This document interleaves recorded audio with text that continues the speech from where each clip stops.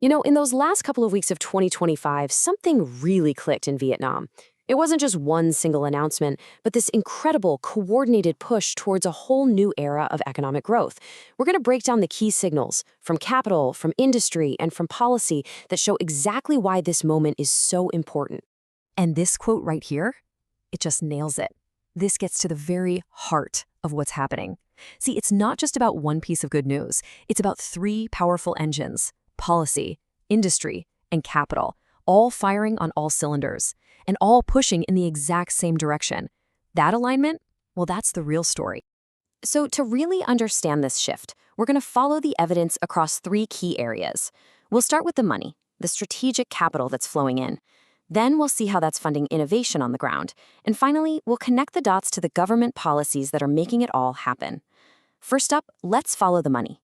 All right, let's dive into that first pillar, capital. Because when you see big money moving, that is one of the clearest signals you can get of strong investor confidence. And in late December, we saw some major commitments pour into Vietnam's most promising sectors, especially sustainability and high-growth tech. Okay, first, take this $20 million loan from Swedfund. That's Sweden's development finance institution. It's going to EVF, a key non-banking lender in Vietnam, and its mission is crystal clear. Get this capital directly into the hands of the country's small and medium-sized businesses. The real backbone of the economy. But here's the thing. This isn't just a blank check. Look at this breakdown. A full 40% is specifically earmarked for climate action, funding things like renewable energy. Another 30% is dedicated to empowering women-owned businesses. This is what strategic capital actually looks like in practice. It's money with a very specific, very high-impact mission. And if you thought that was big, well, that was just the warm-up. The Asian Development Bank then teamed up with BIDV, Vietnam's largest state-owned bank, for a much larger deal, $250 million. This capital is being funneled directly into transforming Vietnam's agricultural sector, making it more sustainable and, again, ensuring that women-led businesses in rural areas get the funding they absolutely need. Investor confidence isn't just about loans. It's also about acquisitions. And we saw a perfect example of this in the high-tech healthcare space, where the global expansion giant DKSH acquired Biomedic, a leading local player in biotechnology. This deal is such a great illustration of a growth strategy through integration. DKSH instantly gets a much deeper footprint in Vietnam's booming life sciences sector, and at the same time, Biomedic gets access to DKSH's massive global sales channels. It's a classic win-win, and it signals some real maturity in the market. Okay, so let's move to our second pillar and see how this all connects. With all this capital flowing in, how are industry leaders on the ground actually driving innovation? Well, the evidence points to some really ambitious moves, especially in green mobility and artificial intelligence. Here's a number for you that signals a huge shift in green mobility: 5,000. That is the target number of EV charging points that Charge Plus and the super app Grab are planning to build together by 2030. Now, this isn't just a simple upgrade. This is a foundational build-out for Vietnam's entire EV future. And let's be clear, this is about way more than just hitting a number. Vietnam's EV market is absolutely exploding, and this partnership is designed to meet that demand head-on. But what makes it so smart is Grab's involvement. They're using their huge data set on traffic and driver patterns to put these charging points exactly where they'll be needed most. They're building an intelligent, data-driven network. Meanwhile, in the tech world, VNG, Vietnam's first billion-dollar startup, its first unicorn, just made a massive strategic play. They merged their separate cloud and AI divisions into one single powerhouse called GreenNode. And this isn't just some rebranding exercise. It's a full commitment to an AI-first future, making it way simpler for businesses to tap into powerful AI tools through the cloud. And all this high-level innovation, it's being built on an incredibly strong foundation.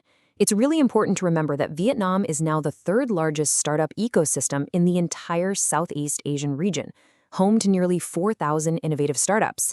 And that scale was on full display at a recent event. At the Startup Festival 2025, the winners painted such a clear picture of where things are headed. First prize went to a company called BioWraps for making sustainable packaging out of orange peels. Second went to BIOQ, making cosmetics from dragon fruit peels. And third to Lan Moop, with products made from loofahs. You see the pattern here, right? Vietnam's brightest new innovators are building businesses around sustainability and the circular economy. So we have the capital, and we have the industry innovation. And that brings us to our third and final pillar, government policy that is actively enabling and accelerating all this growth, creating the framework for success. The biggest policy news by far was the official launch of Vietnam's International Financial Center. It's designed from the ground up to attract global capital by offering three key things: flexible regulations through sandboxes, which are basically controlled environments for testing new financial tech, along with modern digital infrastructure and competitive costs. It's a clear invitation to the global financial world. And the government isn't just changing the rules, it's also offering direct financial incentives.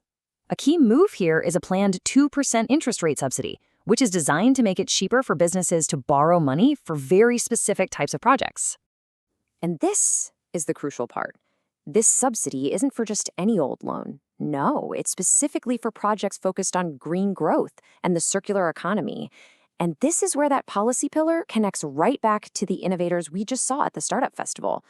It completes the circle, using government money to encourage private investment in the exact areas Vietnam wants to lead.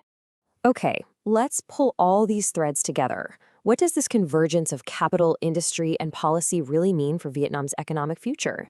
When you step back, the big picture is crystal clear. You have strategic capital flowing in, which confirms massive investor confidence. That capital's being turned into real-world innovation by a vibrant tech and startup scene. And this is all happening inside a policy framework that's been designed to speed the whole cycle up. Each part is reinforcing the others. This leaves us with a really crucial question for the year ahead. With these three powerful forces, capital, industry, and policy, now moving in lockstep, these recent developments feel less like isolated events and more like the real start of a new chapter. So the question is, how is this synchronized momentum going to reshape Vietnam's economic story in 2026?